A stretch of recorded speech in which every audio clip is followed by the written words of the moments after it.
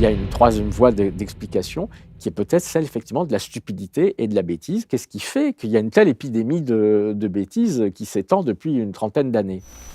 On a une discipline qui devient une espèce de religion, de secte économique dans laquelle le goût de la vérité, la recherche de la vérité a disparu. Tout ce qui ne peut pas rentrer, autrement dit tout le réel qui ne peut pas rentrer dans ces équations, va être exclu. L'intelligence, c'est une boîte à outils. On peut s'en servir, on peut ne pas s'en servir et du coup devenir un abruti complet, voilà, alors qu'on est très intelligent. Autrement dit, on a du mal à comprendre et à admettre la bêtise des intelligents. Il n'a pas été fait pour découvrir la théorie de la relativité générale, notre cerveau. Il a été fait pour la survie, la reproduction. C'est au contraire un désavantage compétitif si vous êtes quelqu'un qui doute et qui se dit « Ah, mais peut-être que j'ai tort, peut-être que j'ai raison ». Ce n'est pas comme ça que vous allez gagner dans un débat, dans une discussion. On le voit tous les jours dans les débats politiques. Hein. Bon, on néglige le fait qu'il peut y avoir aussi un inconscient de classe et qui résulte justement de ce biais égocentrique, c'est-à-dire du fait que spontanément, on a du mal à se mettre spontanément dans la place de quelqu'un qui ne partage absolument pas notre mode de vie, qui ne partage absolument pas notre condition. La manière dont nous allons raisonner, débattre et discuter va être entièrement tendue dans le but de gagner la compétition. Donc la compétition, ça rend con. Il faut regarder en face que le fait que notre système de parti, de démocratie représentative, est un système qui fonctionne à plein sur le biais égocentrique, sur le biais de confirmation, sur tous ces biais cognitifs, et qui interdit l'intelligence collective.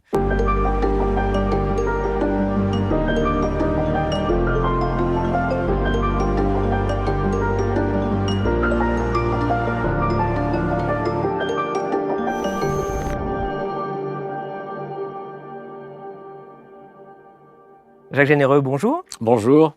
Alors, je suis très heureux de recevoir sur la chaîne YouTube du site Elucide. Alors, tu es un économiste, un membre du collectif des économistes atterrés et de l'Association française d'économie politique. Tu enseignes à Sciences Po depuis 40 ans et tu es l'auteur de nombreux ouvrages de vulgarisation de l'économie, de manuels d'économie, mais aussi d'essais qui essayent justement de faire un lien entre l'économie et les sciences humaines. Tu viens de publier Quand la connerie prend le pouvoir, ton nouvel opus, qui creuse justement un sujet qui t'est cher, c'est le rôle de la bêtise humaine dans la pensée et dans notre système économique. Alors, première question justement qui illustre ce sujet-là.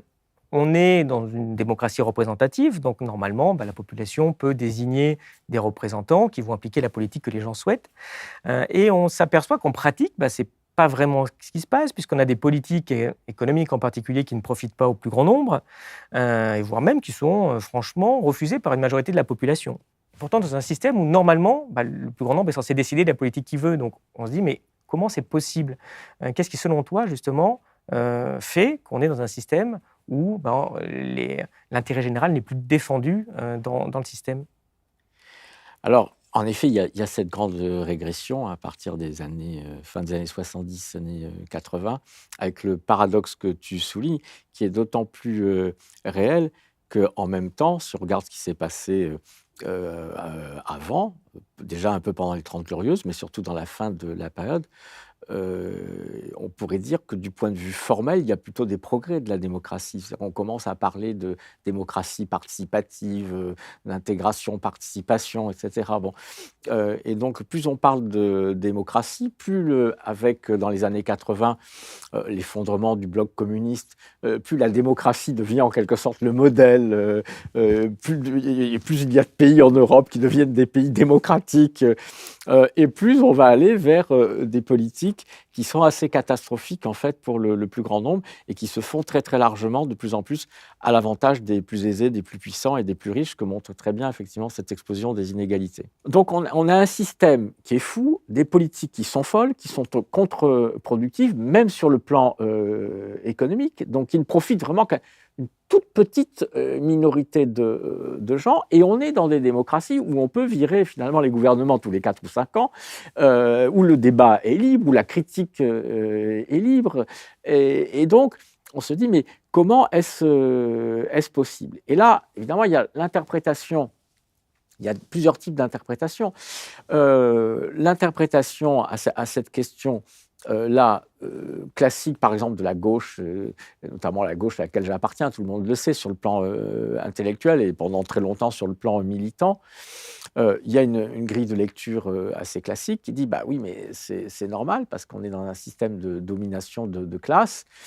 Et ce qu'on voit là, c'est simplement la victoire de la classe capitaliste, comme l'a dit Warren Buffett. Il y a toujours la lutte des classes, mais c'est nous, les riches, qui l'avons gagnée. Simplement, il faut examiner d'autres pistes parce que la piste, le capital a pris le pouvoir et il l'exerce, qui a sa part de vérité, la lutte des classes existe toujours, n'est pas suffisante. Le capital n'a pas d'armée. On est justement dans des démocraties. C'est-à-dire que tous les 5 ans, on peut changer de gouvernement et de pouvoir. On est libre de voter. On n'est pas dans des pays où on subit une influence, des menaces ou des pressions si on ne vote pas comme il faut. On a encore cette liberté. On va dire, oui, mais les médias sont vendus aux riches, au capital. C'est vrai qu'il y a certains grands médias qui sont contrôlés par... Mais ça ne veut pas dire aussi que toutes les rédactions au sein de ces grands médias sont complètement inféodées et sont des valets du capital. Et puis surtout, il n'y a pas que ça. On est dans un système où... Vous en êtes la preuve ici, mais c'est pas nouveau, ça fait quand même un moment, où il y a énormément de médias indépendants, que ce soit dans les médias traditionnels ou sur Internet. Et donc, dire que qui veut s'informer et avoir des informations plurielles pour s'informer sur le débat, entendre différents points de vue, analyses, etc., a accès à cette information. Bon. Et donc, je dis, il faut examiner les autres pistes. Les autres pistes qui ont été beaucoup exploitées, notamment par les mouvements altermondialistes, étaient de dire, outre la lutte des classes, c'était la disparition des marges de manœuvre. C'est-à-dire qu'un État national n'a plus les moyens d'agir dans cet univers de compétition mondiale. Alors certes, cet état de compétition mondiale lui-même est construit par la politique, mais on comprend bien qu'un pays tout seul ne peut pas changer à lui tout seul l'état de la politique mondiale. Mais même ça, évidemment, ça part de vrai de la contrainte, mais ceci est vrai pour Chypre, c'est vrai pour le Burkina Faso, c'est pas vrai pour l'Allemagne, c'est pas vrai pour la France. Et c'est ce que je me suis attaché à montrer dans d'autres livres et dans mes engagements politiques. Un grand pays comme la France peut décider du jour au lendemain de mettre en place, en dérogation au droit européen, des contrôles à ses frontières contre les produits financiers toxiques, par exemple, qui seraient responsables de la crise des subprimes, des instruments financiers criminels qui déclenchent des catastrophes. On peut le faire. L'Union européenne, ce n'est pas le pacte de Varsovie. Il n'y a pas des chars d'assaut qui vont envahir la France parce qu'on n'aurait pas respecté une des clauses des traités européens. Tout ce qu'on risque, et même pas, on risque même pas ça pour ce genre d'action illégale. On risque même pas des amendes. Des amendes sont prévues. Ce que je veux dire, c'est que la politique, c'est des rapports de force en réalité, notamment quand on parle de grands États.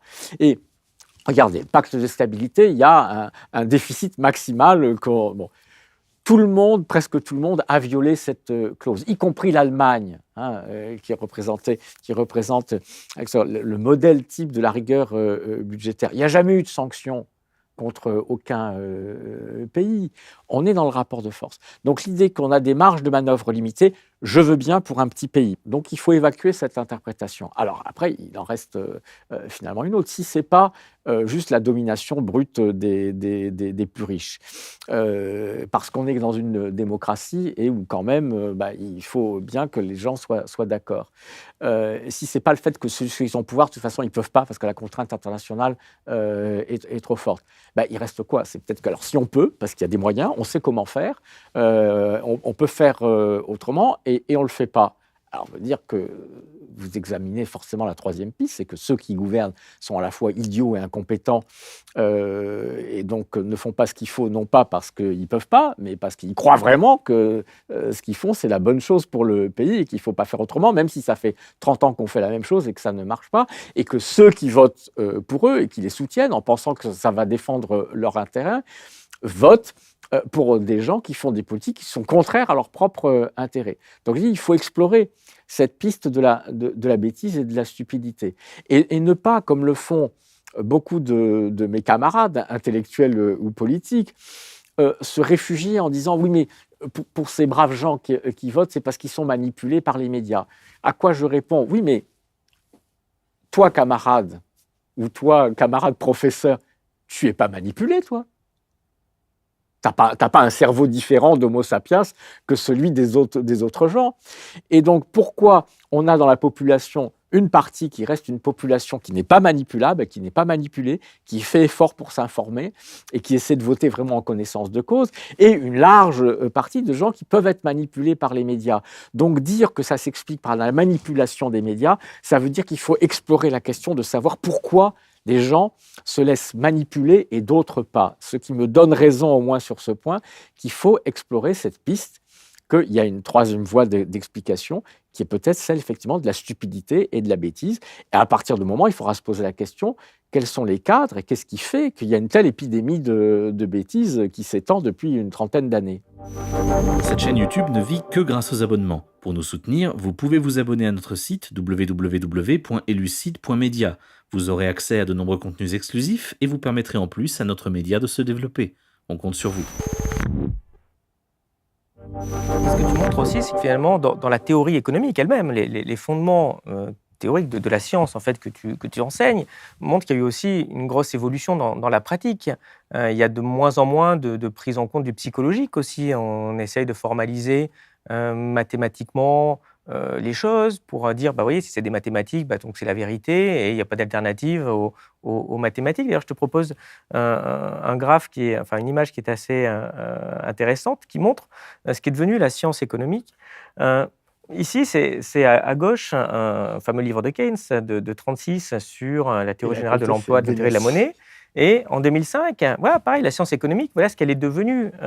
C'est pas une caricature, c'est plutôt représentatif. Enfin, tu me diras de ce qui se publie maintenant en économie, de ce qui se publie avant. Alors, c'est pas simple, Keynes, mais en tout cas, on peut le lire. On ne comprend pas tout des fois, mais on peut le lire. Ici, on ne peut absolument plus le lire. Enfin, est-ce que justement, cette science économique qui devient mathématique n'a pas pour but de créer des prérequis qui sont faux? Enfin, l'homme est rationnel, tu es obligé de simplifier, hein. Puis, tu arrives à des conclusions qui t'arrangent, et après, tu dis, attendez, mes conclusions, elles viennent des maths, tu ne vas pas contredire les maths, donc il n'y a qu'une politique possible, d'où le Thatcher, le Tina dont tu parlais, finalement. Comment tu vois cette évolution de la science économique?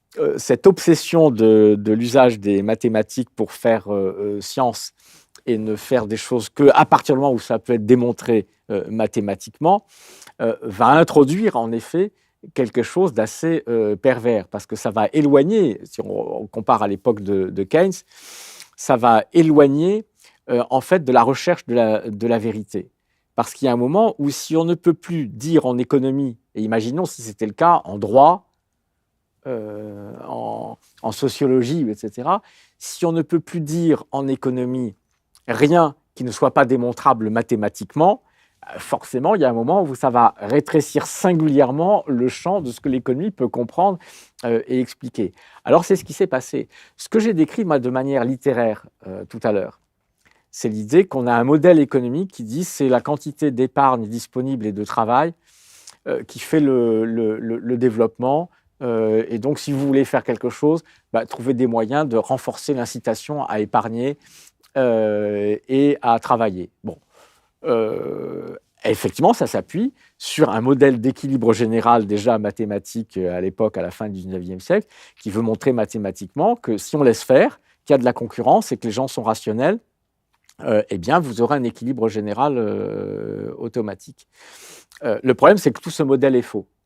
Et ça, on le sait, après, avec le temps, la rationalité telle qu'elle est pensée en sciences économiques, on sait que c'est faux, on sait que les gens ne sont pas rationnels en ce sens-là.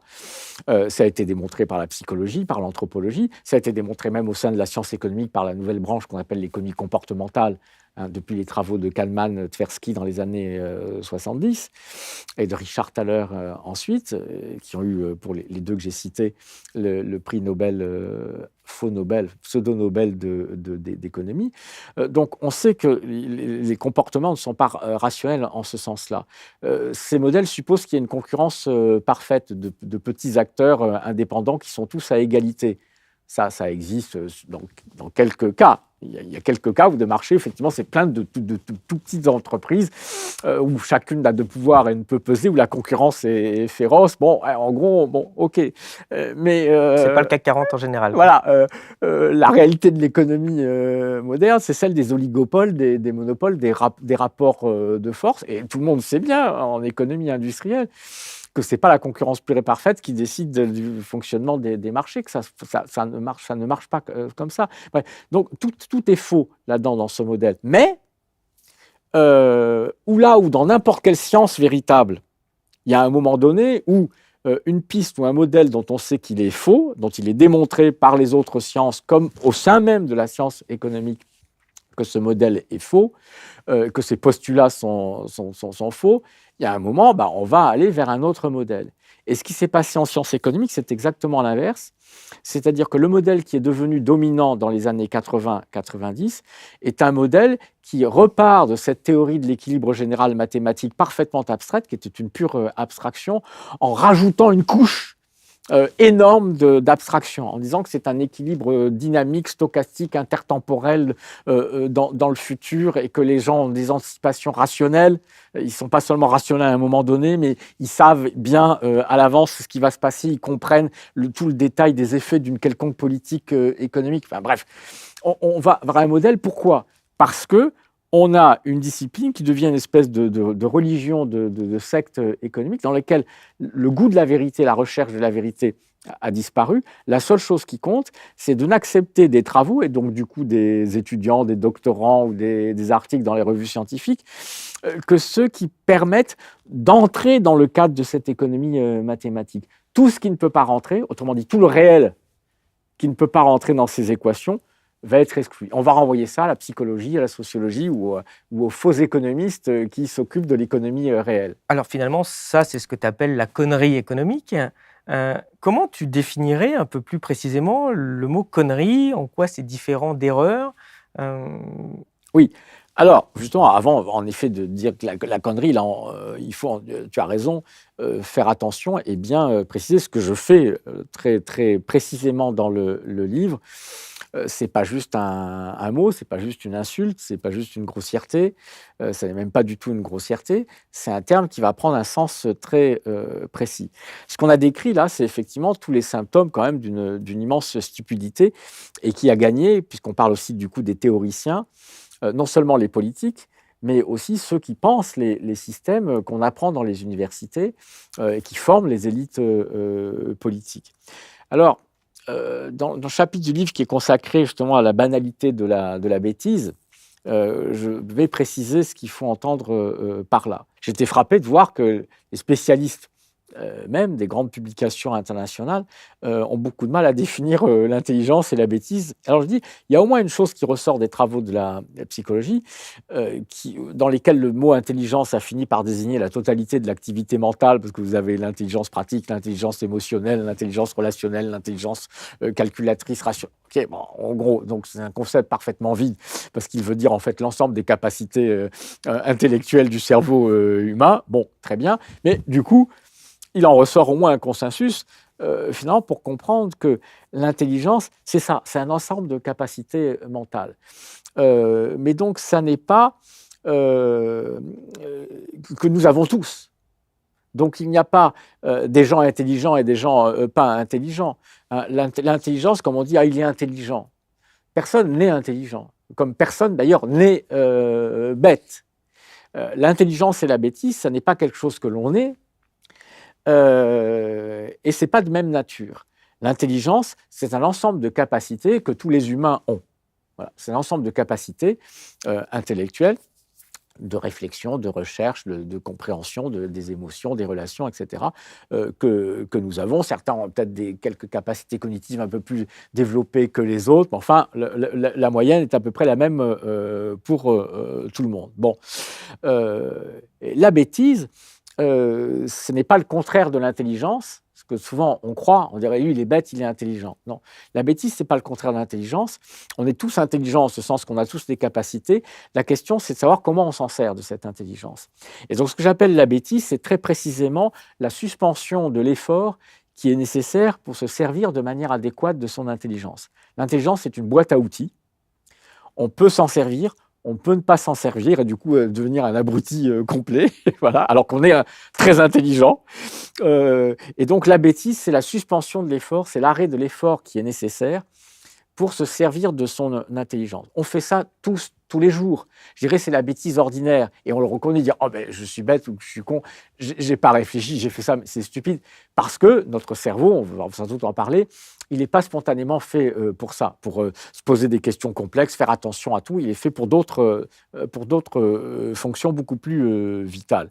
Bon, donc on a cette bêtise ordinaire, nous tous les jours. Cette bêtise ordinaire qui fait qu'on n'a pas réfléchi, en général, on la corrige. On s'aperçoit qu'on n'a pas fait et on fait autrement. Alors après, il y a un niveau de bêtise supplémentaire que j'appelle la bêtise bien ancrée. C'est quand, oui, on continue. C'est-à-dire que c'est pas juste, j'ai pas pris le bon mot, j'ai pas pris la bonne rue ou j'ai mal réagi à quelqu'un alors qu'il était en fait très très très très gentil avec moi. La fois d'après, je m'excuse et je fais autrement. Non, c'est la fois d'après. Je crois toujours que c'est un sale type et je ne me corrige pas. Donc la bêtise bien ancrée, c'est-à-dire qu'on a du mal, on s'entête dans l'erreur, on a du mal à en sortir. Et puis alors il y a le stade plus important, c'est quand cette bêtise bien ancrée résiste dans le temps à toutes les évidences contraires, résiste à vos amis qui vous expliquent que non, que c'est pas possible, que c'est pas comme ça, que ça peut pas être comme ça. Vous ne pouvez plus changer. Résiste à l'évidence. Et toutes les évidences qui se présentent à vous, vous allez les remanipuler, les réinterpréter pour que ça reste compatible. Bref, quand vous rentrez dans cette obsession, cet ancrage psychologique et quasi pathologique dans le fait d'une impossibilité totale de penser autrement, alors c'est ça que j'appelle la connerie. C'est-à-dire cette bêtise tellement ancrée qu'elle devient quasiment une caractéristique de la personnalité, un trait de caractère qu'on ne peut plus changer. Bon, alors ça, voilà, pour les définitions. Mais tu expliques justement dans le livre que ça va toucher toutes les classes sociales. Et là, les gens ont un peu de mal à comprendre que ce qu'on appelle en général vraiment les élites, que quand tu as fait l'ENA, quand tu es inspecteur général des finances, quand tu as fait Polytechnique, quand tu as fait Normal Sup, tu puisses être bête sur certains points, en fait. Et donc après, les gens se disent, alors, ces gens sont malfaisants, ou il doit y avoir un complot derrière, ils complotent ensemble contre moi. Donc ça, c'est peut-être que c'est aussi une des raisons du complotisme qui se développe. Toi, tu dis, non, attention, n'oubliez pas comme la bêtise est une bonne explication, mais comment ces gens-là, qui justement ont montré que par leur parcours scolaire peuvent être très cultivés et très intelligents, peuvent être bêtes à d'autres moments?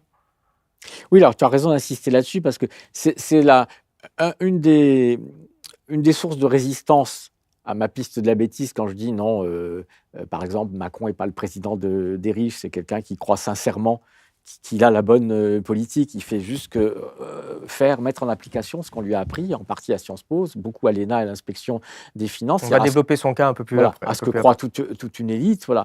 Et c'est le cas en général de la plupart des responsables politiques. La résistance va être en partie de dire ouais, on peut comprendre que des pauvres gens votent n'importe comment, etc. Bon, parce qu'ils ne sont pas éduqués, ils n'ont pas réfléchi, etc. Mais là, tu es en train de nous dire que même Jean Tirole, prix Nobel d'économie, tu expliques dans ton livre que, comme dans le précédent, qui dit des âneries économiques, des absurdités les plus totales, alors que c'est par ailleurs un type très brillant, très intelligent, sans doute avec des capacités plutôt au-dessus de la moyenne. Là, les gens ont du mal à adhérer ça. Autrement dit, on a du mal à comprendre et à admettre la bêtise des intelligents. D'abord, ça vient de ce qu'on croit que la bêtise est le contraire de l'intelligence. C'est pour ça que j'attache un tel soin à bien définir les termes. On peut se comporter comme des abrutis alors qu'on est très intelligent. Alors, une fois qu'on a compris ça, il faut voir maintenant plus précisément ce que nous apprend la psychologie. Eh bien, le résultat est assez impressionnant. C'est ce que je dis dans le chapitre de la banalité de la bêtise. Ce qui est justement là pour dire que la bêtise, c'est bien plus banal que la malveillance, que la méchanceté, enfin tout ce à croire les complotistes. En règle générale, quand quelqu'un vous fait du mal, c'est pas parce que c'est un méchant et un salopard, c'est parce qu'il pense vraiment qu'il ne peut pas faire autrement ou que c'est ça qu'il faut faire ou qu'il ne s'en est pas rendu compte, etc. Bref, c'est l'incompétence, l'ignorance et la stupidité qui sont en général l'explication la plus plausible. Eh bien, ce que nous apprend la psychologie, c'est qu'en fait, plus on est intelligent, au sens où l'entendent les gens, c'est-à-dire plus on a des capacités cognitives élevées, une éducation élevée, c'est-à-dire un entraînement à la réflexion, à la discussion, au débat, donc qui crée des habiletés voilà, intellectuelles, eh bien plus on a ces habiletés intellectuelles, plus on est capable justement de s'entêter dans l'erreur, dans la connerie, c'est-à-dire dans la bêtise bien ancrée et définitive dont on ne peut plus sortir. Parce qu'on est capable de déployer toutes les ressources intellectuelles et capacités de notre cerveau pour apporter des justifications à nos erreurs, des démentis aux critiques qui nous sont présentées, c'est-à-dire qu'on peut s'entêter dans l'erreur bien plus habilement quand on a des capacités cognitives et un niveau d'éducation très élevé que quand on ne les a pas. Et donc pour ça, il faut comprendre à quel point notre cerveau, justement, et là, tout le monde est à égalité, que le cerveau de quelqu'un qui n'a pas de diplôme et le cerveau d'un polytechnicien, c'est à peu près le même exactement. Et la capacité d'intelligence, en règle générale, c'est aussi à peu près la même. Et donc, ce que nous apprend la psychologie, c'est à quel point notre cerveau n'est pas fait pour réfléchir de manière raisonnée, posée, dans le but de trouver la vérité, d'éliminer les erreurs, etc. Il n'a pas été fait pour ça, parce que notre cerveau, c'est un organe biologique qui a été façonné par l'évolution de l'espèce humaine. Oui, tu parles du cerveau de Sapiens en disant, mais attendez, au début, c'était pas fait pour réfléchir. Tu donnes des petits exemples amusants d'ailleurs. Oui, absolument, c'était pas fait pour réfléchir, puisque il est fait dans un premier temps de l'évolution chez les hominidés, les grands singes. Le cerveau, il est sélectionné et il évolue de manière à assurer la survie et la reproduction de l'espèce. Bon, donc là, vous avez toute la pensée réflexe, tout le fonctionnement réflexe qui nous sauve la vie, qui est souvent inconscient. On n'a pas le temps de réfléchir, et heureusement. Donc, ceux qui n'ont pas développé ces capacités-là, ils ne se sont pas reproduits, ils ont disparu. Donc, c'est l'évolution. Et donc, notre cerveau, il est fait pour ça. Survie. Donc, pensée réflexe, on ne réfléchit pas. C'est pas résoudre. Il n'a pas été fait pour découvrir la théorie de la relativité générale, notre cerveau. Il a été fait pour la survie, la reproduction. Dans un deuxième temps, deuxième stade de l'évolution, quand on est là dans le genre humain, qui vit en petits groupes de chasseurs-cueilleurs, et surtout avec l'apparition du feu, des campements fixes et du langage, constitue autour de 500 000 ans à peu près, en même temps qu'Homo sapiens. Hein. Bon, peut-être avant des formes de proto-langage. Bon, c'est une période, on ne sait pas dater, hein, mais c'est pour donner un ordre d'idée. Là, et dans la période qui précède dans le genre humain, le développement du cerveau est un développement qui va être surtout lié à la complexité avec le genre humain qui est un genre bipède intégral, qui entraîne une transformation radicale à la fois du mode de vie, d'alimentation avec la viande, etc. Il y a une augmentation considérable en taille du cerveau et une complexification en raison de la complexification des relations sociales, de la communication, etc. Et donc là, ce sont toutes les habiletés sociales pour être bien dans le groupe ensemble, et pour assurer sa place dans le clan, pour s'assurer qu'on a des amis, des alliés, etc. Hein, on peut dire que c'est l'homo politicus qui se développe à ce moment-là. Et donc là, on a un cerveau qui va aussi se développer beaucoup pour nous rendre efficaces dans la compétition sociale et la coopération sociale. Et donc, en matière de raisonnement, ça se traduit par quoi? C'est ce que l'hypothèse intéressante des gens qui sont à l'origine de ce qu'on appelle la théorie argumentative de la raison, qui est de dire, en fait, on a un cerveau qui se développe là pour montrer qu'on a raison. C'est-à-dire que quand on va raisonner, ce qui est important dans un groupe, dans un petit groupe comme ça, où il faut assurer son rang, sa place, etc., où il faut séduire, c'est pas de raisonner pour trouver la vérité. Ça ne sert à rien de trouver la vérité. Il faut raisonner pour convaincre.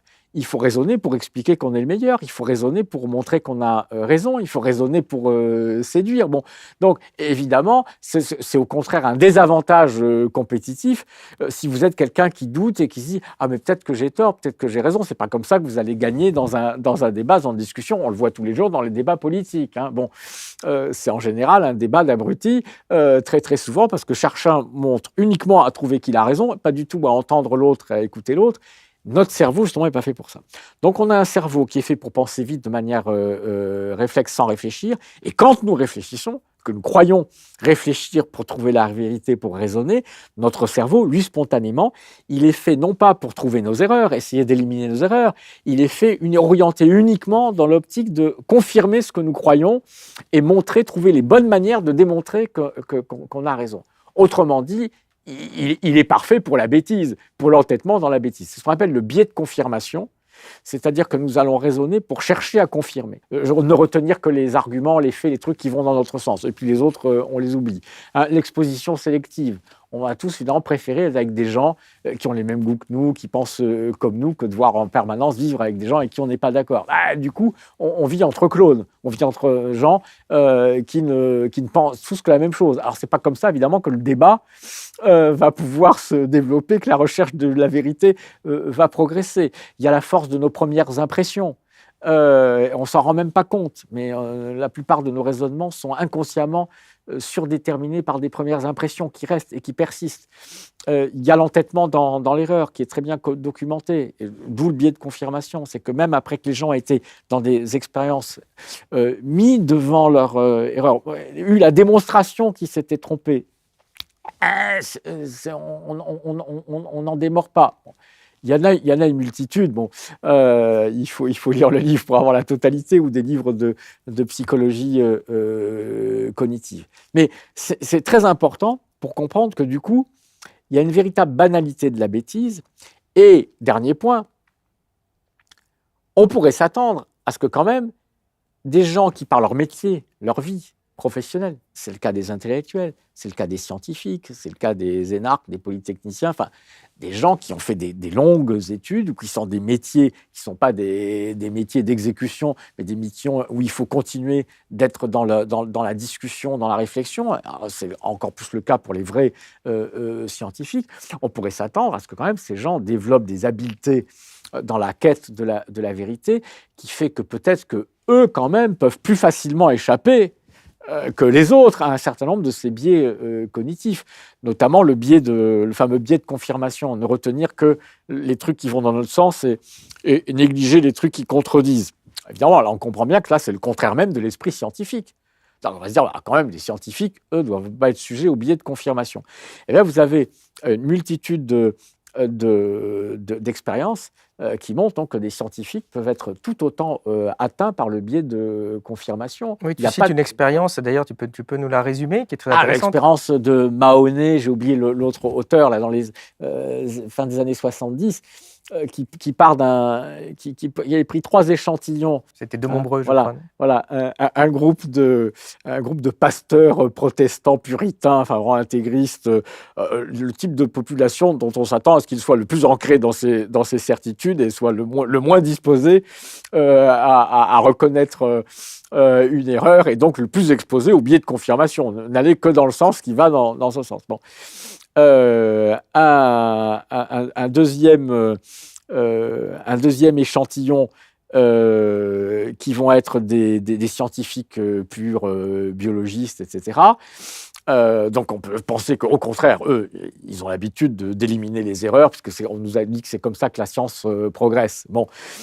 Et un grouppe de psychologues est plutôt spécialisé en psychologie sociale, etc. Donc, des types qui savent tout sur les biais cognitifs. Donc, normalement, ils ne devraient pas se faire prendre parce qu'ils connaissent absolument tout. Et leur expérience est extraordinaire parce qu'on ne va pas raconter l'expérience, mais disons que c'est une série de tests, de questionnaires et de réponses où à chaque étape, finalement, les gens sont remis devant le fait qu'en réalité, il y avait erreur, il y a une erreur d'interprétation. Et au fil des étapes, eh bien, on va pouvoir, comme ça, dans le protocole, pouvoir mesurer la persistance et la capacité de développer des explications en fait pour soit reconnaître qu'effectivement on s'est trompé, soit au contraire confirmer sa position. Et ce test, cette expérience montre que l'exposition au biais de confirmation est exactement le même pour les 3 populations. Que vous êtes des biologistes, des psychologues qui connaissent tout du biais de confirmation, ou des pasteurs intégristes qui ne veulent jamais changer d'avis, le degré d'exposition est exactement le même. Donc ça, c'est impressionnant. Oui, parce Parce que que ça montre finalement, oui, c'est ça, qu'on n'est pas protégé en fait sur ces différents biais. Et justement, sur Elucide, l'autodéfense intellectuelle, c'est important pour nous connaître ces biais, c'est une façon aussi d'essayer de se protéger pour essayer de s'améliorer, d'augmenter en tout cas de diminuer son temps de bêtise, on va dire. Est-ce qu'on peut peut-être rapidement parcourir ces différents biais? Tu les as cités rapidement tout à l'heure, mais peut-être en développant rapidement, histoire qu'on les comprenne un peu mieux, les différents biais que tu cites dans ton livre. Le premier, c'est le biais de disponibilité, par exemple.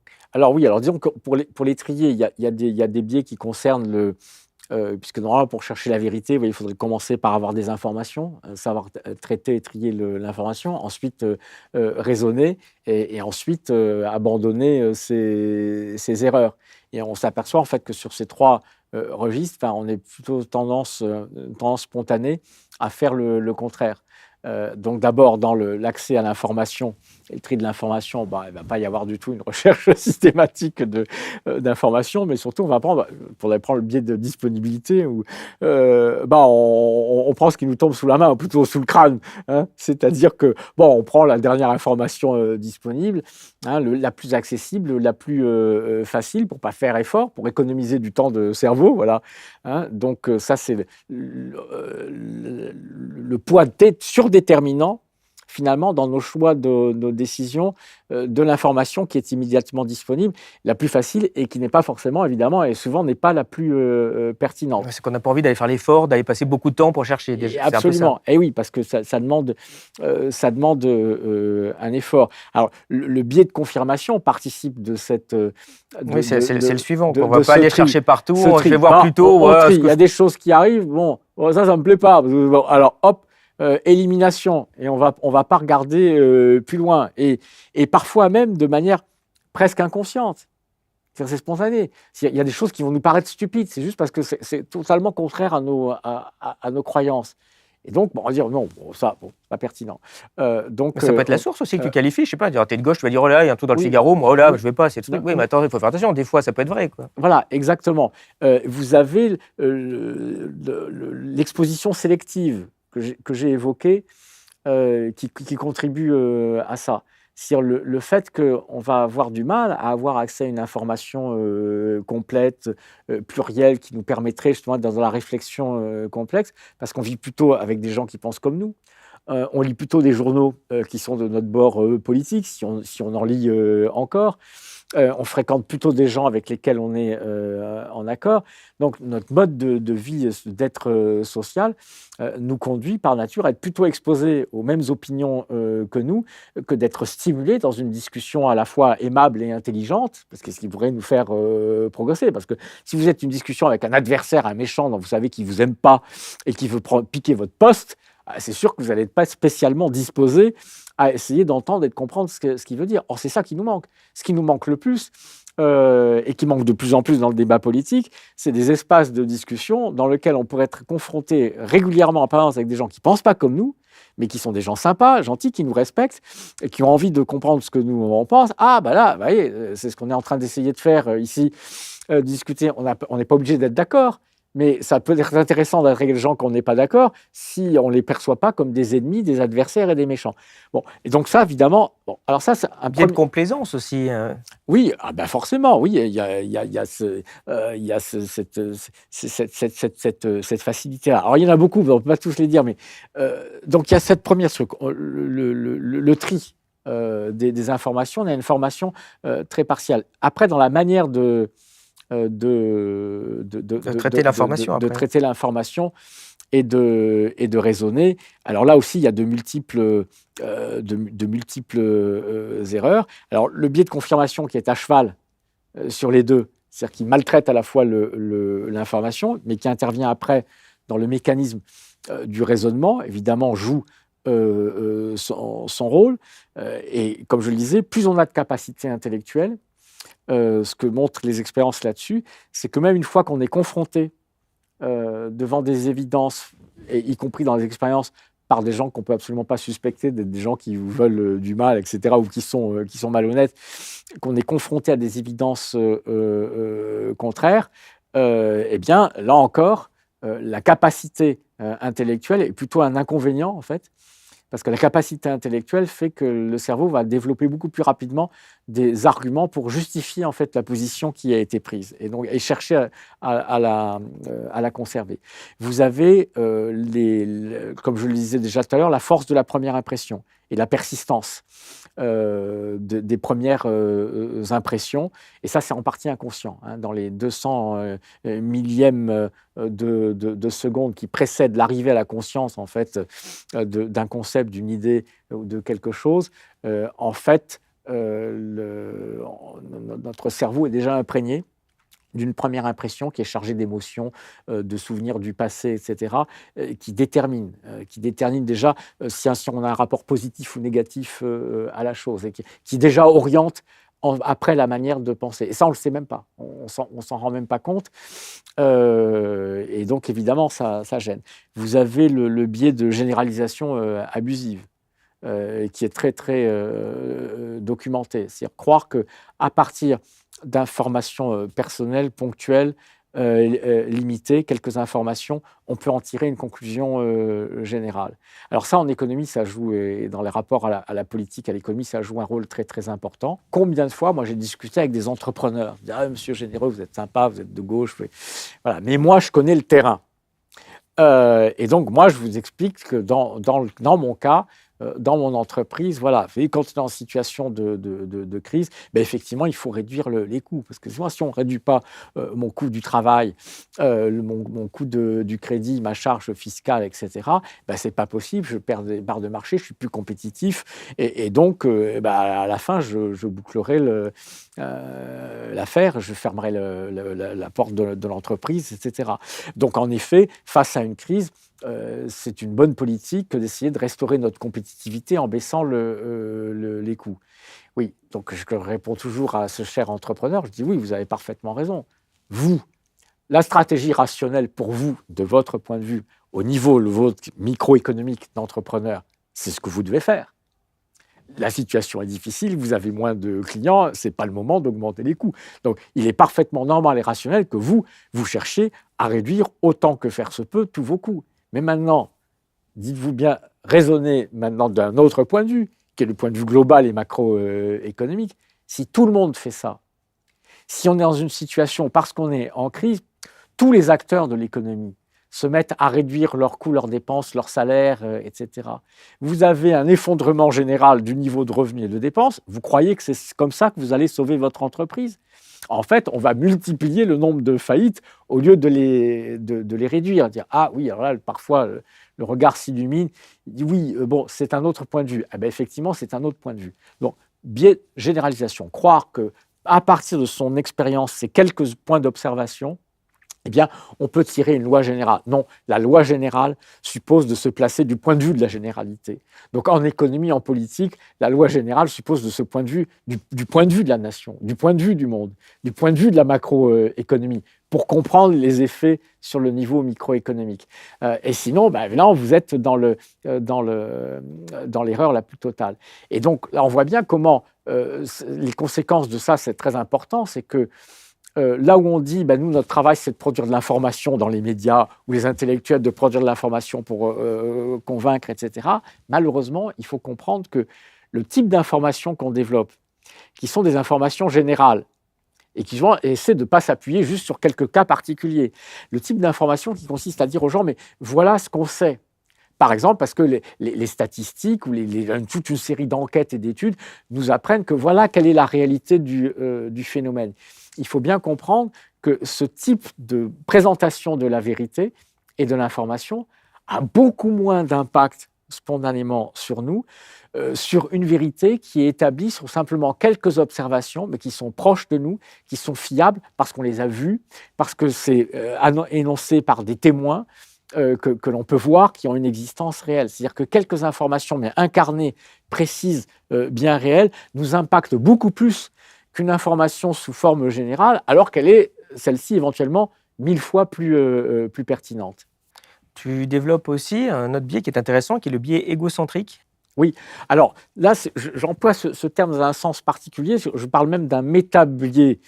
Ce que je veux entendre par là, métabiais égocentrique, c'est qu'en fait, c'est un biais qui est en partie un soubassement d'un ensemble et de presque la plupart des biais qu'on recense justement dans la psychologie expérimentale et cognitive. Et ce que j'entends par ce biais égocentrique, c'est dire que justement, une large part des types d'erreurs que nous faisons en nous laissant aller simplement à notre pensée réflexe, c'est qu'il semblerait quand même que nous soyons spontanément, et ça se comprend d'ailleurs assez naturellement, nous soyons systématiquement et spontanément enclins à penser d'abord les choses de notre point de vue, c'est-à-dire du point de vue de notre expérience personnelle et de notre connaissance personnelle. Et on voit bien comment tout ça, effectivement, peut participer justement du biais de généralisation, du biais d'attribution.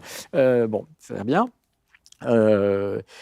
Mais là où je dis que ça devient un véritable biais, c'est-à-dire un truc systématique, un défaut systématique de raisonnement, donc qui est bien ancré, c'est quand, à ce moment-là, ça traduit en fait un défaut de la faculté empathique et sympathique qui nous permet de nous mettre à la place des autres, qui nous permet de comprendre les choses d'un autre point de vue que le premier point de vue que l'on a tout naturellement et spontanément, qui est de partir de ce que l'on sait, de ce que l'on est, de son expérience. Ça, c'est parfaitement naturel, et ça n'a rien d'ailleurs de condamnable, c'est naturel, mais l'effort d'intelligence qui est nécessaire pour se mettre à la place d'autrui et raisonner d'un autre point de vue est absolument nécessaire pour accéder justement à autre chose qu'une pensée systématiquement biaisée par un seul point de vue. Tu fais un lien d'ailleurs entre ça et la lutte des classes à un moment? Alors absolument, parce que ce biais égocentrique eh bien, est quelque chose qui va déboucher sur ce que j'appelle, enfin pas moi qui l'appelle, d'autres ont employé l'expression avant, mais qui explique ce qu'on appelle l'inconscient de classe. C'est le fait que finalement, très souvent, inconsciemment, des choses que l'on dit ou des positions que l'on prend reflètent, sans même qu'il y ait eu un calcul cynique, etc., reflètent en fait un point de vue de classe. Et effectivement, là, la psychologie nous aide à comprendre d'un autre point de vue. Bien sûr, il y a la lutte des classes, il y a des luttes d'intérêts, mais ça, c'est la lutte objective. Il y a des intérêts objectifs contradictoires qui font que les gens sont en compétition et qui peut amener rationnellement à penser du point de vue de sa classe parce que c'est conforme à son intérêt. Mais on néglige le fait qu'il peut y avoir aussi un inconscient de classe et qui résulte justement de ce biais égocentrique, c'est-à-dire du fait que spontanément, on a du mal, et c'est bien, on le comprend bien pourquoi d'ailleurs, on a du mal à se mettre spontanément dans la place de quelqu'un qui ne partage absolument pas notre mode de vie, qui ne partage absolument pas notre condition sociale, qui ne partage absolument pas notre histoire. Ça n'est pas évident pour quelqu'un qui est né dans une famille bourgeoise, qui fait Polytechnique, qui est haut fonctionnaire ou PDG d'une grande entreprise, de se placer du point de vue d'un éleveur de brebis dans les Pyrénées. C'est-à-dire qui a un mode de vie dont il ignore tout, parce que le type n'est jamais allé à la montagne, il a même peut-être jamais vu de brebis de sa vie. Et ce que je dis, c'est que ce que très souvent on va interpréter comme un effet d'une lutte des classes objectifs en des intérêts contradictoires peut être aussi simplement le fait que les gens vivent dans des cadres de vie et du coup dans des comportements qui reflètent sans aucun cynisme simplement cette difficulté naturelle qu'ont tous les humains à pouvoir comprendre réellement le point de vue de gens qui ont des modes de vie très différents. Et donc, si on ne crée pas les cadres sociaux, si on est dans le cadre d'une société qui ne fait pas vivre ensemble ces gens qui ont des origines, des croyances ou des modes de vie différents. Si on ne crée pas les cadres dans lesquels leurs expériences, leurs points de vue, leurs ressentis peuvent être partagés dans un climat de bonne entente, de bienveillance, et non pas dans un climat de rivalité, eh bien alors on ne peut pas sortir de ce biais égocentrique. Et donc il y a des formes de société dans lesquelles, ce qui a été le cas de certaines formes d'organisation sociale, il y a des formes de cadre social dans lesquelles il peut y avoir du dialogue entre les gens qui ont des expériences et des modes de vie très différents, et donc ils peuvent sortir de ce biais égocentrique.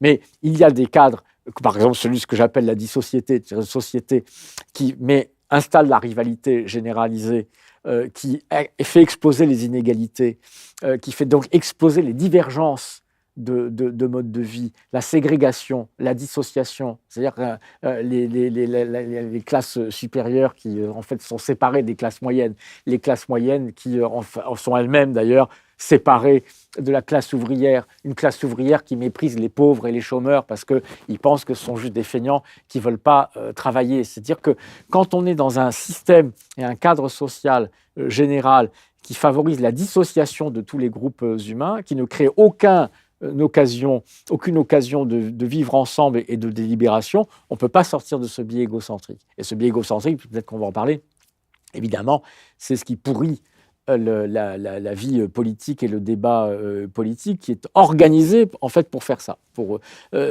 exacerber le fait qu'on ne représente qu'un certain point de vue, un certain point de vue d'une certaine culture ou de certains intérêts, et donc on ne sort jamais de cet inconscient de classe. Mais d'autant, comme tu le disais, ce biais pousse à un autre biais qui est le biais d'attribution. Oui, alors c'est un des biais que ce métabiais égocentrique produit.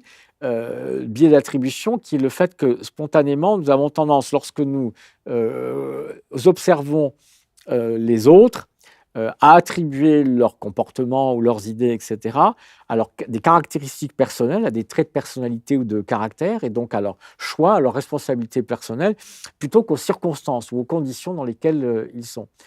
Alors que il est asymétrique, hein, c'est-à-dire que lorsque nous faisons ça pour nous-mêmes, nous nous considérons nous-mêmes, nous avons plutôt tendance à expliquer beaucoup de choses par les circonstances dans lesquelles nous sommes. Hein. Donc, si on a fait une bêtise ou quelque chose, si on se dit c'est pas bien, pour nous-mêmes, on se dira, on va attribuer ça aux circonstances. C'est parce que c'est pas de ma faute, ou les circonstances font que quand c'est quelqu'un d'autre qui le fait, spontanément, on va attribuer ça à un trait de personnalité, un caractère, un choix.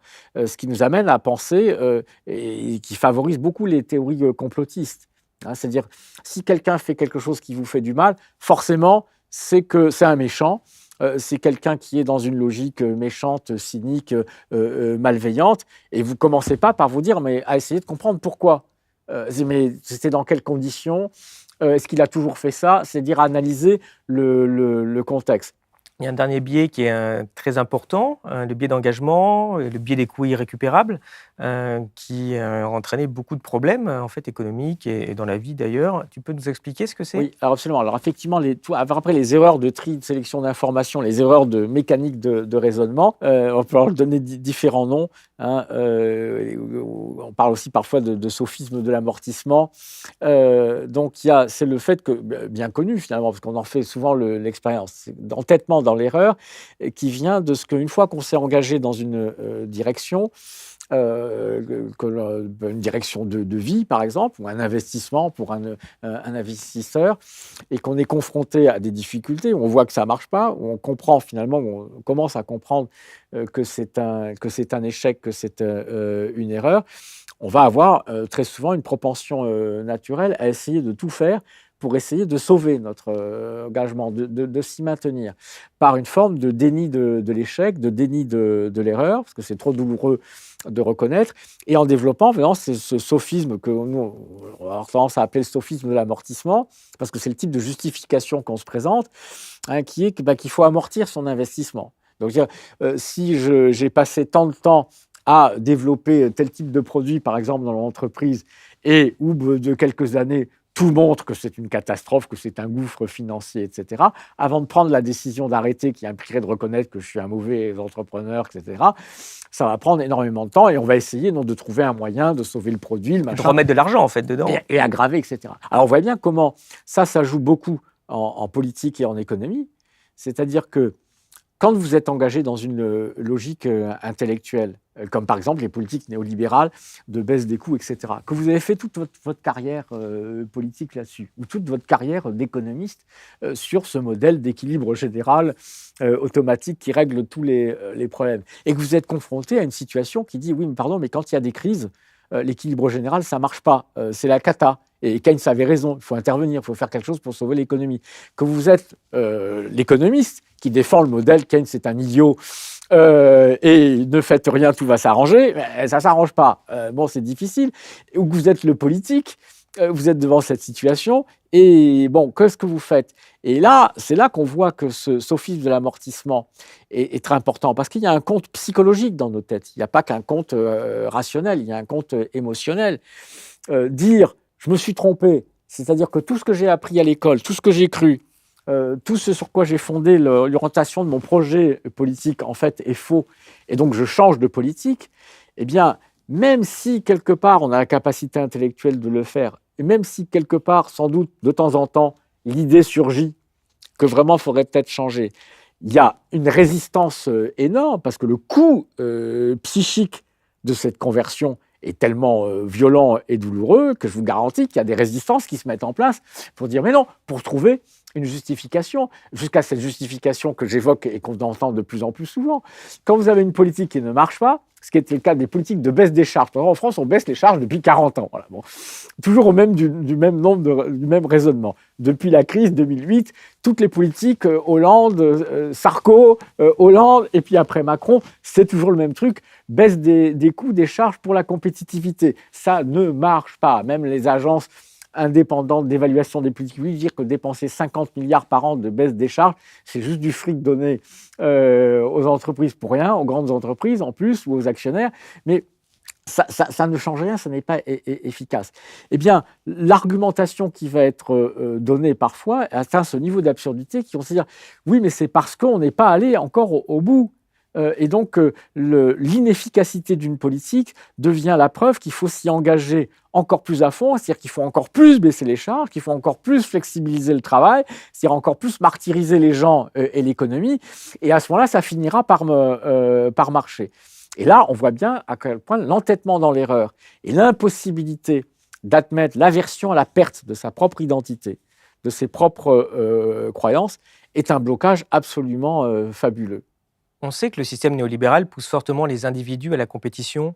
Est-ce que pour toi, le cerveau sapiens est justement câblé pour cette compétition?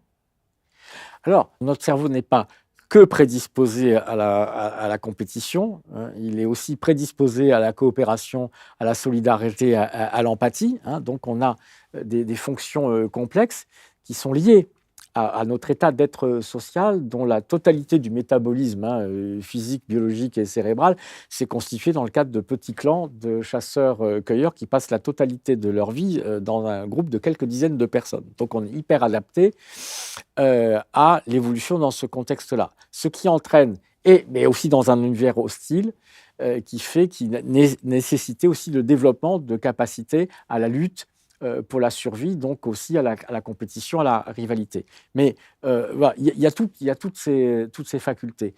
Donc, il n'y a pas de codage génétique ou biologique. Il ne faudrait surtout pas tirer de ce que je dis une quelconque interprétation allant dans ce sens-là. Il n'y a pas un codage génétique ou biologique qui nous fait de nous des êtres compétitifs ou coopératifs, etc. Il n'y a aucun codage génétique des comportements.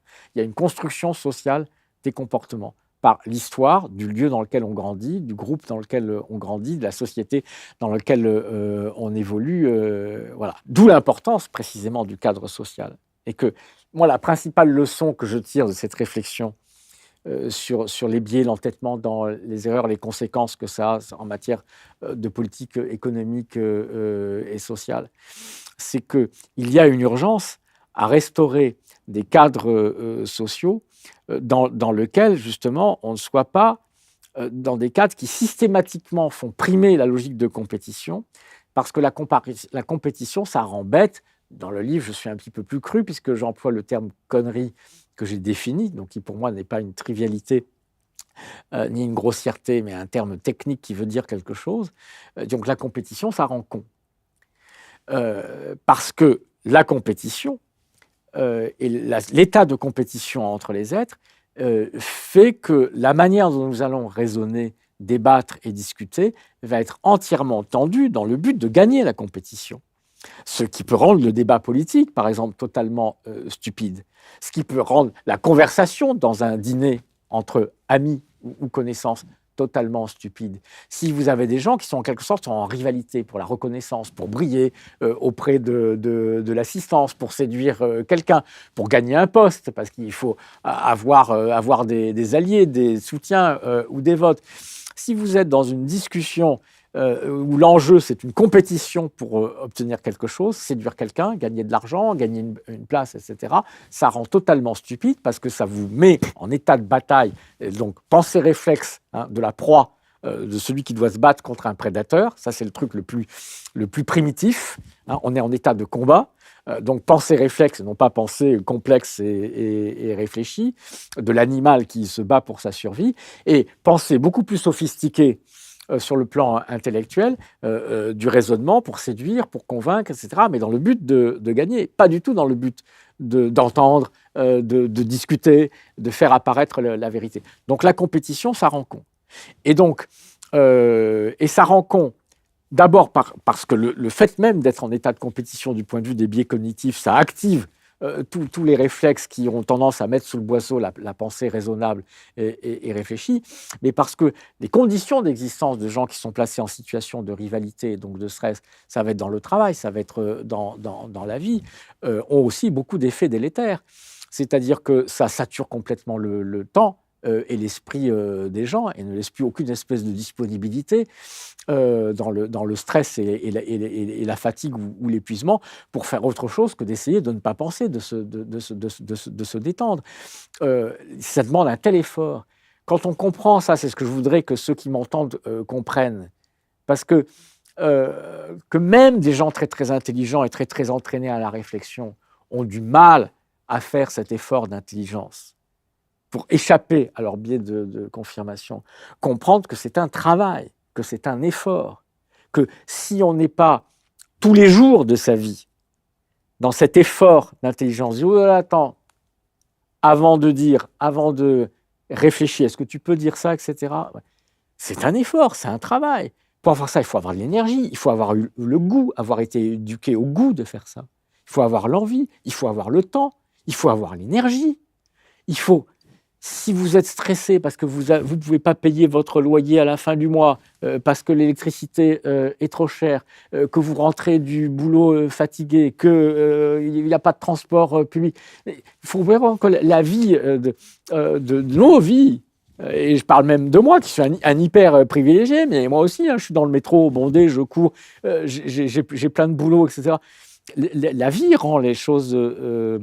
difficile. Donc, c'est un vrai travail, c'est un effort. Et donc, du coup, c'est un véritable enjeu.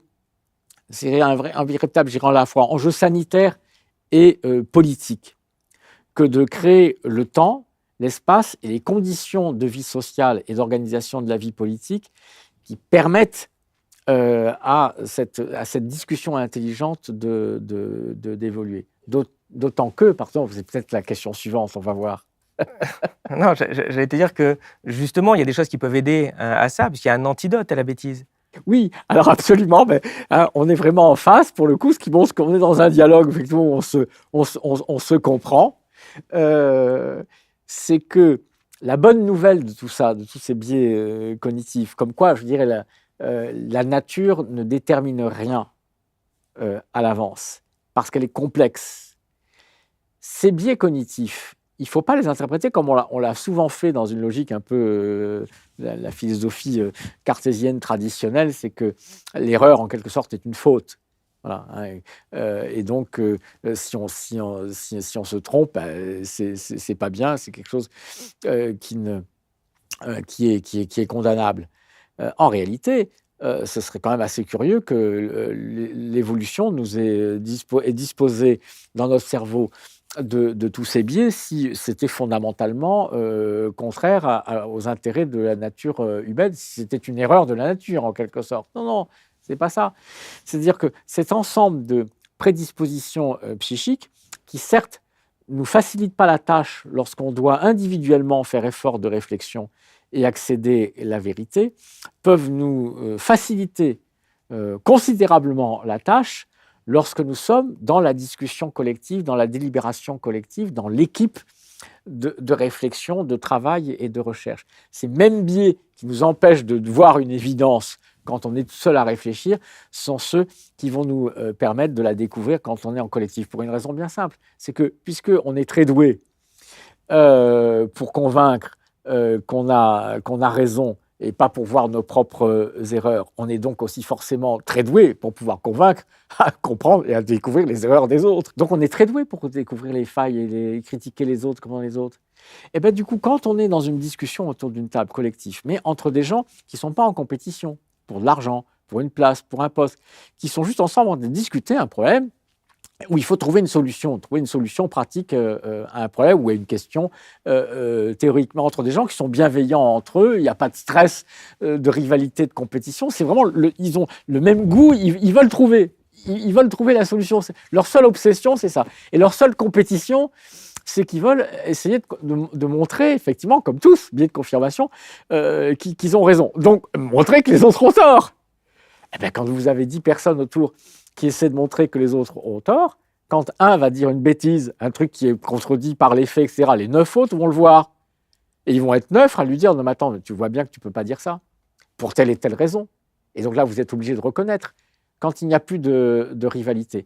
Et donc, il est démontré, là encore, par les expériences et par l'expérience des équipes scientifiques, tout simplement, de la manière dont progresse la science, que lorsque 3 ou 4 personnes ont à résoudre un problème, c'est un problème simple de casse-tête logique, par exemple, qu'ils n'arrivent pas la plupart du temps à résoudre seuls, eh bien, ils trouvent la solution très rapidement quand ils sont à 4 ou 5, parce que chacun, ils vont faire fonctionner ce qui marche, c'est-à-dire qu'on va faire apparaître des erreurs. Et on sait que c'est comme ça que avance la connaissance. Éliminer les erreurs. Alors que seul, on a tendance à chercher à montrer que ce qu'on pense, notre hypothèse est la bonne. Or, ce n'est pas comme ça qu'on trouve la vérité.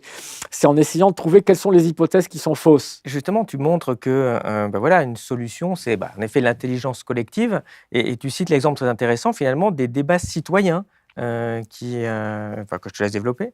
Oui, alors en effet, il y a en traduction politique, alors on sait que ça marche dans les laboratoires de recherche, quand les gens sont bien ensemble et qu'ils cherchent vraiment à trouver, ils sont tendus vers la recherche d'une solution, ils la trouvent beaucoup plus vite dans une équipe scientifique qui fonctionne que tout seul. Mais il peut y avoir des labos ou des équipes scientifiques où ça ne marche pas du tout, parce qu'ils sont dans un tel état de rivalité de carrière, de poste, etc., que ça bloque en fait la vraie délibération. Bon. En matière politique, il y a une expérience qui est tout à fait intéressante, qui est effectivement celle des grandes conventions citoyennes. On a pratiqué probablement plusieurs centaines maintenant, depuis 30 ans en Europe. Donc c'est assez bien documenté, étudié.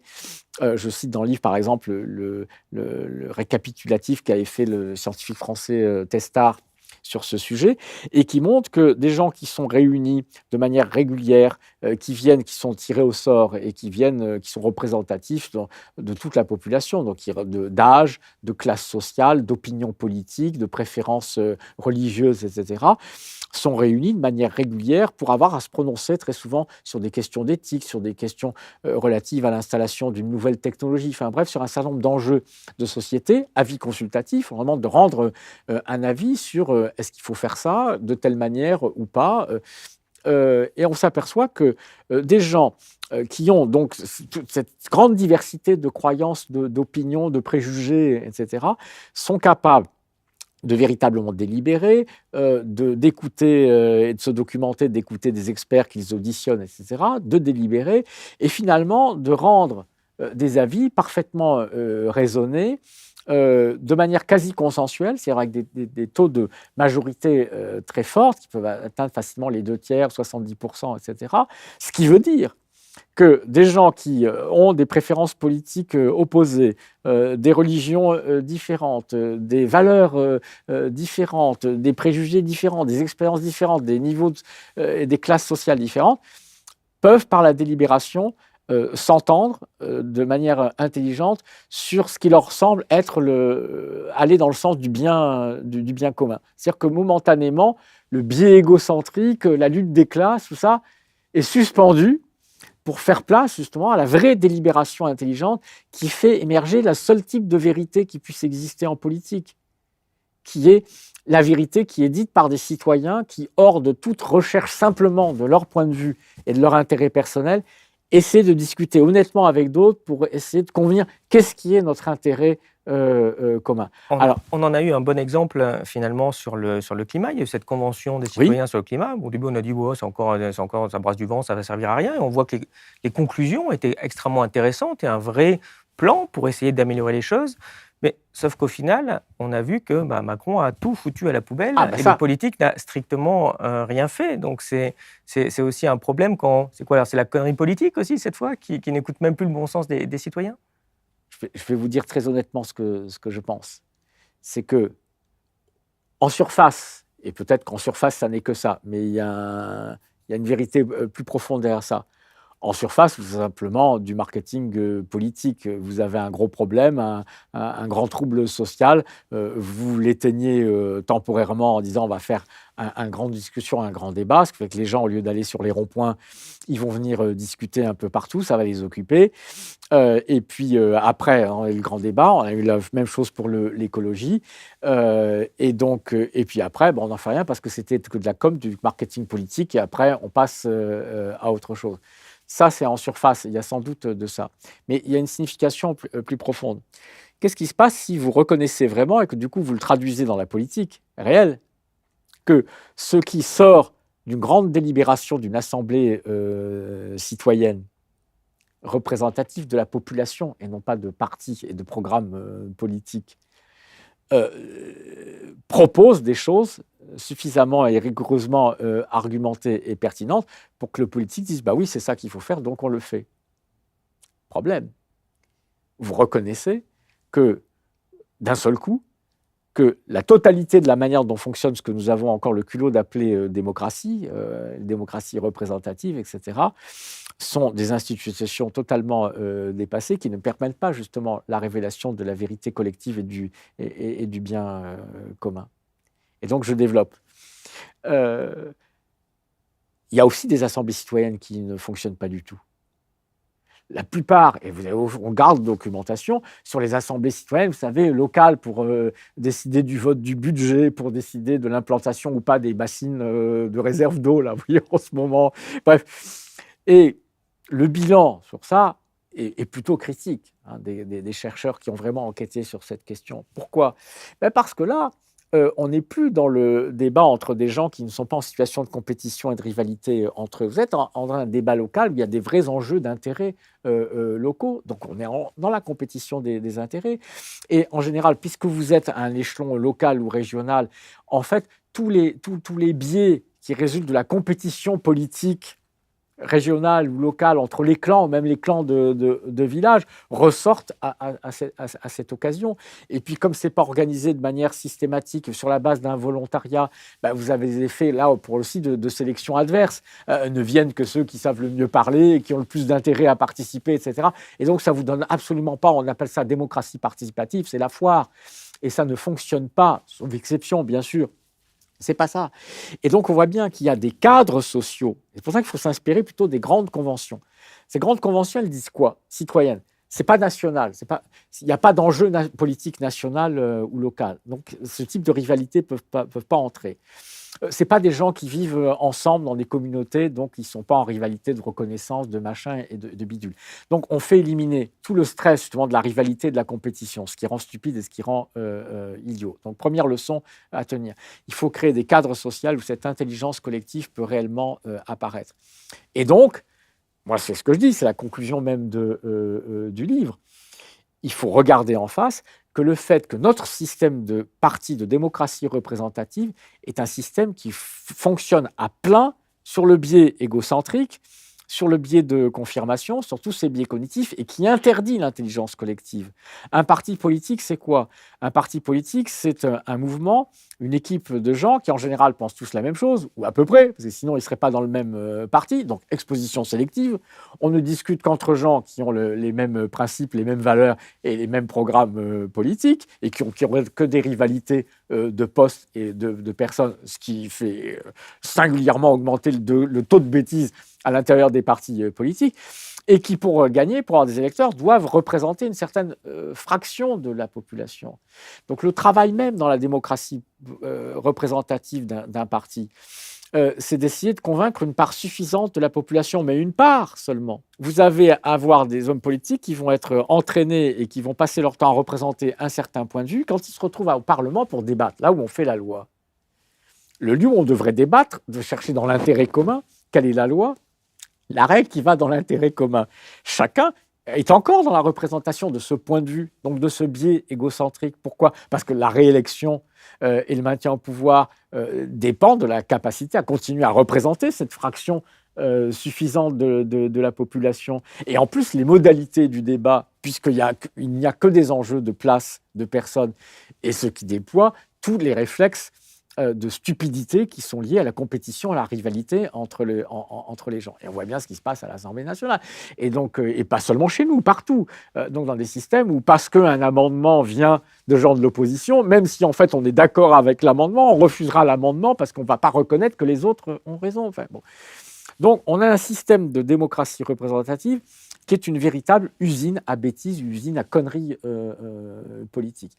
Et donc vous voyez bien le problème, c'est qu'il faudrait en effet développer le modèle de la sélection par tirage au sort d'assemblées citoyennes qui vont avoir un vrai pouvoir de délibérer, mais pas seulement sur des questions générales pour donner un avis, mais pour décider.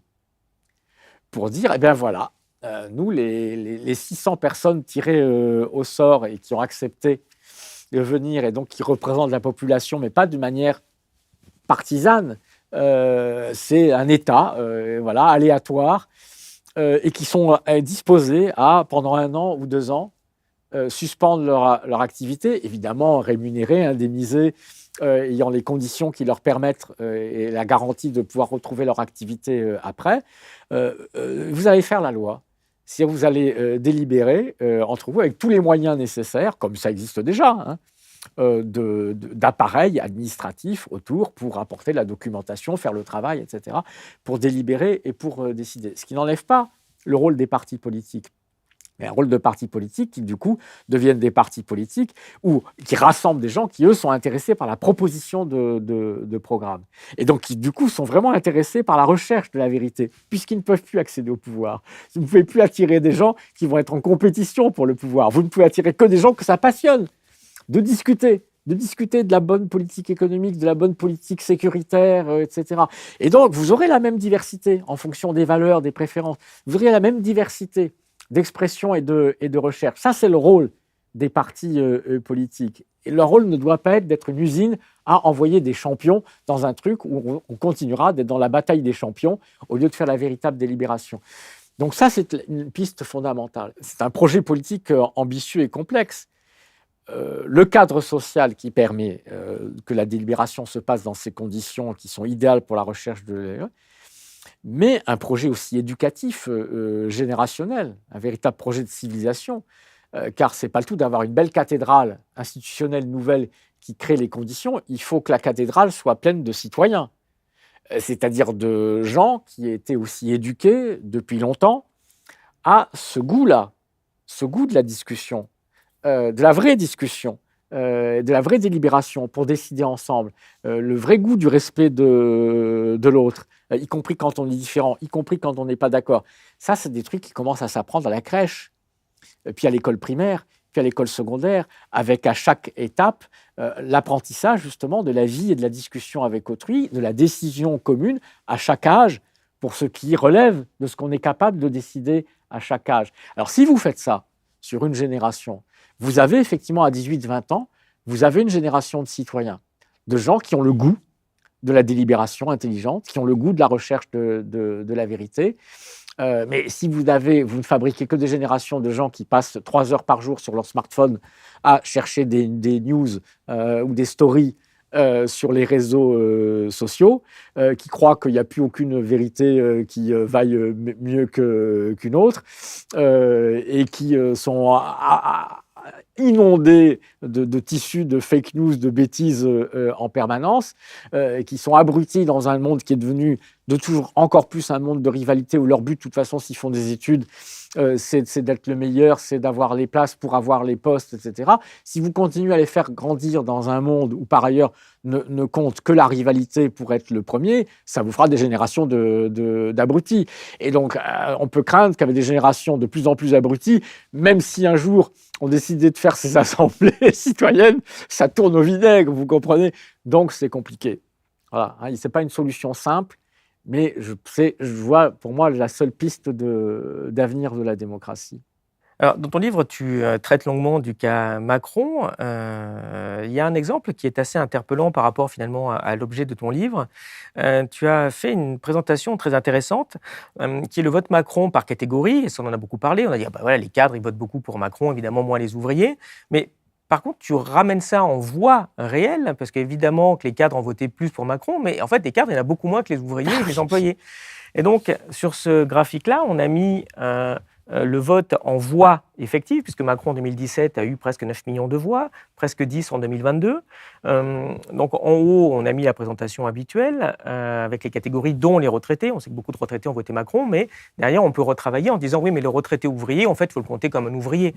Et donc, on a les deuxièmes lignes à chaque fois qui permettent de voir, suivant les grandes catégories, comment le vote s'est porté. Et on se rend compte que finalement, c'est pas les riches qui ont voté majoritairement pour Macron, en tout cas en termes d'apport de voix. C'est les classes moyennes déjà, c'est les enseignants, et que quand même, il y a plus de 3 millions d'ouvriers, d'employés qui ont voté Macron, non seulement en 2017, mais aussi en 2022, en ayant vu les conséquences de sa politique. On voit d'ailleurs que pratiquement dans toutes les catégories, il y a plus de voix pour Macron au premier tour en 2022 qu'en 2017, malgré 50 politiques où quand même on a bien compris ce que ça donnait. Et toi, justement, tu as une analyse un petit peu provocatrice où tu dis, regardez, finalement, ça montre que Macron, c'est peut-être pas tellement le président des riches, il y a autre chose, quoi. D'où ton propos. Oui, ça montre plusieurs choses.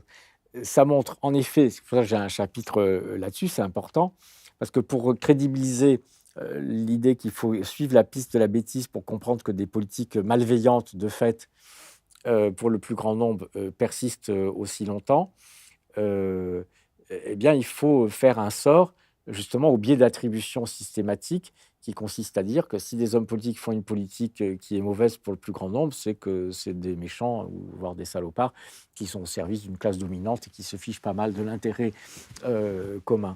Et donc, on va dire, ce qu'on a dit pour Macron, c'est le président des riches, il fait une politique de classe, c'est normal, c'est sa classe, et il défend les intérêts. Et ce que je dis, c'est que si par président des riches, on entend le fait qu'il fait une politique pro-riche, effectivement, c'est une banalité, c'est une évidence, c'est une trivialité, etc. Mais si cette expression doit avoir un sens réel, c'est-à-dire que c'est un diagnostic sur ce qu'est l'origine, la nature de son pouvoir et les motivations qui l'animent, c'est-à-dire dire qu'il est là grâce au pouvoir des riches, à leurs moyens, au vote des riches, au soutien des riches, et que du coup, délibérément, il est leur envoyé, en quelque sorte, leur représentant, et donc délibérément, en tant que représentant de ces riches, il est obligé de faire une politique pour riches, alors c'est autre chose. Parce que ce qu'on constate, en effet, c'est que c'est juste faux. C'est-à-dire que, on constate qu'il n'est pas le candidat préféré des riches, parce que là, on voit le vote Macron, mais après, il y a ce que j'analyse dans le bouquin, hein, le vote pour les autres, y compris pas seulement pour ces élections, mais avant, et on s'aperçoit que les vraiment plus riches, c'est-à-dire les cadres supérieurs, ceux qui ont des revenus plutôt dans les 5 ou 1% supérieurs, préfèrent toujours très très largement la droite, les candidats de la droite traditionnels aux candidats centristes et aux candidats, et en l'occurrence en 2017, au candidat Macron. Donc le candidat préféré vraiment des riches, c'est absolument pas lui. Qu'il n'est pas lui, il n'est pas élu grâce au vote de ça, mais aussi très très largement, et principalement même, en tout cas en 2017, par la masse que représentent les ouvriers, les employés, les classes intermédiaires. C'est plus de la moitié de son électorat. Et vous ne pouvez pas dire que c'est le président des riches.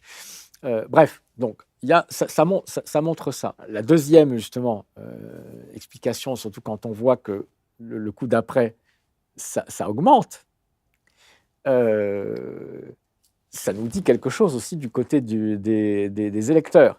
Parce que, bien évidemment, c'est là qu'on va se dire, ah oui, donc, ça implique donc que si Macron fait cette politique alors qu'en fait, il n'est absolument pas soutenu. Sa politique, par exemple, de baisse de l'impôt sur la fortune, la suppression sur la fortune financière, ça profite qu'à 200 000 personnes, à personne, à rien du tout. Bon. Donc, la part des gens qui profitent vraiment des mesures qu'il a prises, et même si on prend les actionnaires et les directeurs généraux ou d'usines des grands groupes, on pourrait les assimiler comme à des alliés du capital, mais c'est des broutilles. Donc ça représente une infime partie de la population, et pour l'immense majorité des autres, ça leur rapporte rien, mais en revanche, ça implique des politiques qui ont des effets de nuisance. Bon, ils votent quand même, ils l'élisent quand même en 2007, et ils l'élisent en 2022, et même ils sont encore plus nombreux à aller voter pour lui. Et sur tous les sujets, les types de politiques qu'il a mis en place, toutes les enquêtes donnent toujours une majorité de gens qui sont hostiles à ces politiques, toutes les fameuses politiques de l'offre, de flexibilité, de machin. Bon. Et à l'arrivée, ils sont encore plus nombreux à le préférer. Ce qui montre que ce n'est pas la grille de lecture président des riches qui est le représentant, qui défend les intérêts de classe, non, c'est pas pour ça qu'il est au pouvoir. Absolument pas. Il est au pouvoir parce qu'il a la bonne position dans ce moment historique centriste, à un moment où il y a un effondrement de la gauche traditionnelle, et donc du coup une division de la gauche qui ne peut pas être unie, puisqu'il y a une gauche centriste, un peu de droite, qui finalement a été récupérée. La moitié des électeurs de Hollande sont partis chez Macron, donc qui va être mangé par ce centre macroniste. Et pour 2017, une partie de la droite qui disparaît, parce que finalement Macron a plutôt l'image d'un homme qui va mener une politique, sur le plan en tout cas économique et sociale, qui est plutôt une politique du centre ou de droite, donc il ne les ferait pas. Et en plus, en 2017, ils n'avaient quasiment plus de candidats peu de temps avant l'élection. Mais ça se renforce après, parce qu'on est encore dans la même logique et le même positionnement, et qui s'est aggravé du fait qu'il y a de plus en plus un rejet de la politique. Et quelque part, le fait que la situation s'aggrave, qu'on est dans une situation de crise qui devrait ne pas profiter aux candidats sortants, mais il fait aussi que vous avez une polarisation de plus en plus, et ça c'est du côté de l'opinion, de la population, qui est la réaction justement de type spontané de notre esprit, et non pas la réaction intelligente, qui n'est pas de voter et en fonction d'une réflexion bien pesée sur ce qui est dans notre intérêt, à partir d'une analyse minutieuse des programmes, de l'historique, des représentants que l'on va élire, etc., pour faire un choix en connaissance de cause, mais qui est un vote d'émotion, un vote de première impression, un vote de réaction. Et ce qui est frappant, ce qu'on voit dans l'analyse, c'est vrai en 2017, et ça l'est probablement encore plus en 2022, c'est que c'est d'abord des votes contre. Donc effectivement, ça s'aggrave, mais ça montre bien que ce n'est pas le président des riches. Et c'est un président, moi je dis un peu, c'est drôle, mais il y a une vérité, plutôt roi des imbéciles, pour dire qu'il est élu très massivement par des gens, et qu'il le renvoie, qui souffrent de la politique qu'il met en place. Ce qui montre bien que le moteur de la décision et du choix politique, ce n'est pas du tout la réflexion rationnelle. Eh bien, nous arrivons à la fin de cet entretien. Je te remercie. Je vais te poser notre question traditionnelle. Qu'est-ce qui, selon toi, est connu de peu de personnes et qui mériterait d'être connu de tous ? Je pense à un album que j'ai découvert récemment, d'un groupe algéro-québécois ou algéro-canadien qui s'appelle Labès. C'est le nom du groupe. Labès, vous savez, en arabe, ça veut dire ça va. Tu vas bien, Inta Labès, et toi, ça va. C'est la première chose qu'on se dit quand on se rencontre. Voilà. Et le titre de l'album, c'est Yemma.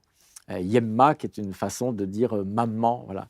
Et donc, c'est un album qui a été écrit par le leader du groupe en hommage à sa maman disparue, et grâce à qui il a pu devenir ce qu'il est devenu, etc.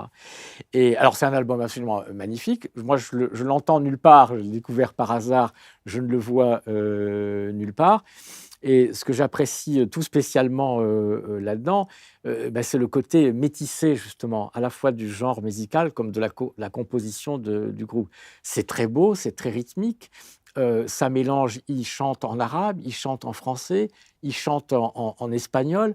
Enfin, c'est multiculturel, c'est multigenre, ça mélange de la musique orientale, des rythmes andalous. C'est très varié. c'est d'une beauté, et avec des textes qui sont absolument magnifiques. En plus, il y a les textes qui sont traduits lorsque ce n'est pas en français. Et je voulais, c'est un peu à l'image, pour faire un vague lien avec la discussion que nous avons eue, à l'idée que je me fais justement des vertus du pluralisme. Voilà. Pour moi, la bonne société, c'est la société métissée, où on peut faire dialoguer comme ça justement les cultures, les personnes, les origines, et que tout le monde y trouve son compte et ait plaisir finalement à vivre ensemble.